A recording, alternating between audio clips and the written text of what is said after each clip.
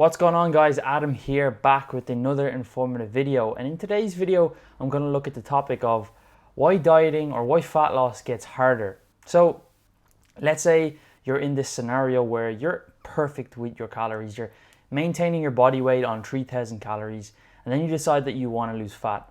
So you do the traditional thing of, well, 1 pound of body fat equals 3,500 calories. So I'll just reduce my calories by 500 every day and I should see some fat loss, right? So you reduce your calories by 500 and next thing you know, your body weight is not moving at all. And the same thing happens consistently over the course of your diet. So you'll reach a plateau, you'll reduce your calories and you'll see nothing happening. And this is often why I get people coming to me and they say, I'm in a calorie deficit, but I'm not losing any body fat or I'm not losing any weight whatsoever. And the reality is that if you're not losing body weight over a consistent period of time, so let's say after a week or 2 weeks and you're still not dropping body weight, then the reality is that you're not actually in a calorie deficit. Now, why is that the case?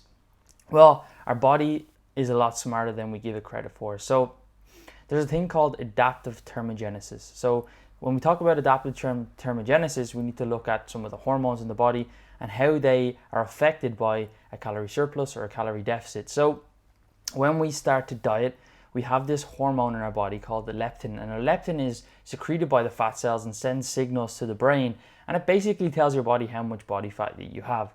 And when we go into a calorie deficit, so when we reduce calories, leptin significantly drops all of a sudden.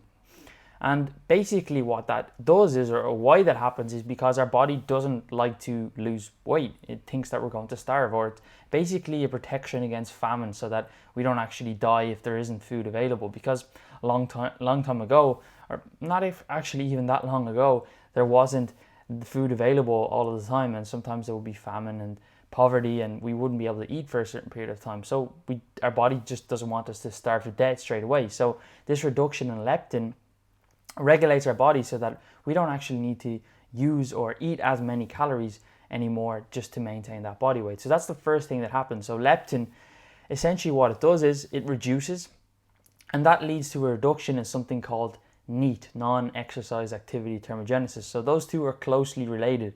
And NEAT, or non-exercise activity thermogenesis, is essentially the exercise or the non-exercise activity that you do. So washing your car, cleaning up the house, taking the stairs, all of these subconscious things that you do, even like me fidgeting, is NEAT. And these will massively reduce as leptin goes down.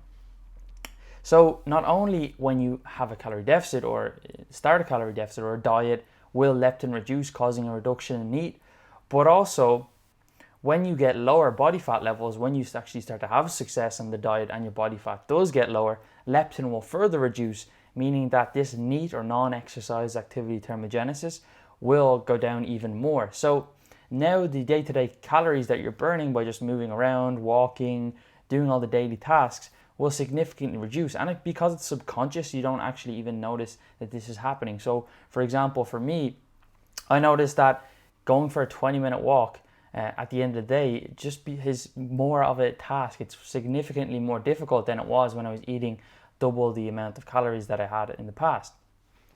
Now, second thing that happens irrespective of leptin is our body just becomes more efficient when we have less calories. So what that means is the food that we intake, our body is just more efficient at extracting calories from that food in order for us to maintain our body weight. So again, our body is fighting against this kind of starvation or basically dying. So we don't need as much calories anymore because our body is just a lot more efficient. And we think of efficiency, we often think that's a good thing, and it is a good thing for staying alive, but it's not necessarily a good thing if your goal is fat loss.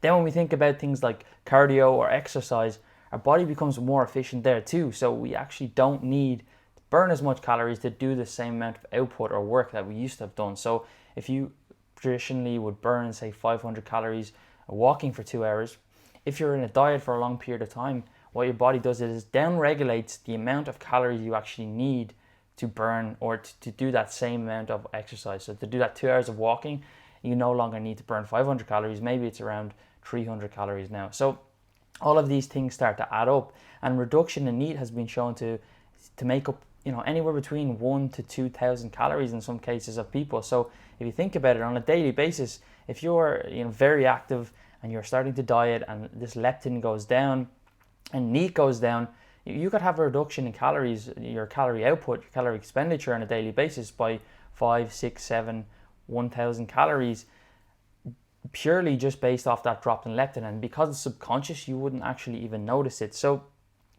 what people don't understand is that on paper, well, yes, you maintain your body weight at a certain level, and now on paper you've calculated that you're in a calorie deficit.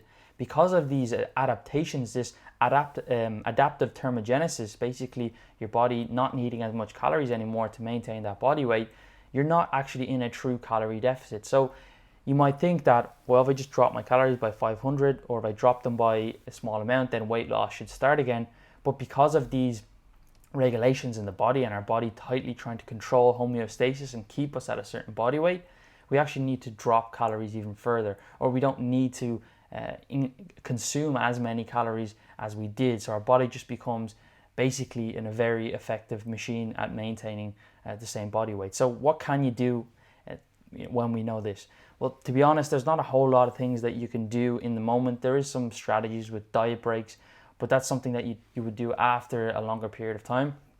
So it's just something to understand that when we're actually dieting, that all of these things are going to happen. We're going to have reductions in leptin. We're going to have reductions in non-exercise activity thermogenesis.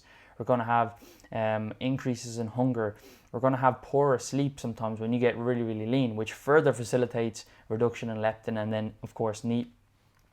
And all of these things combined with your body's increased efficiency at actually extracting calories from food, as well as needing to use less calories to do the same amount of exercise or energy output that you did in the past, create this environment where weight loss actually becomes a lot more difficult and you actually have to push even further. And that's why it gets really, really hard when you get really lean to make any further progress.